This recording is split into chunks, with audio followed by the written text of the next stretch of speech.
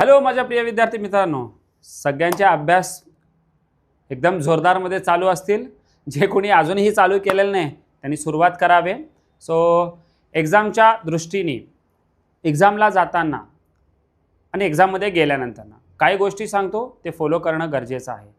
एक्झामला जायच्या अगोदर तुम्ही आईवडिलांचे पाया पडा, तुमचे दैवत जे कोणी असतील त्यांचे ब्लेसिंग घ्या.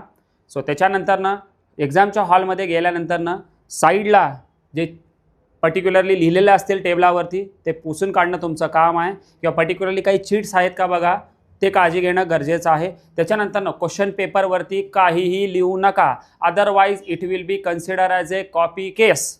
ओके. आणि त्याच्यासोबत तुमचे चीट्स वगैरे असतील ते ठेवू नका, अदरवाईज एक चूक महागात पडू शकतो. So cheers, take CARES.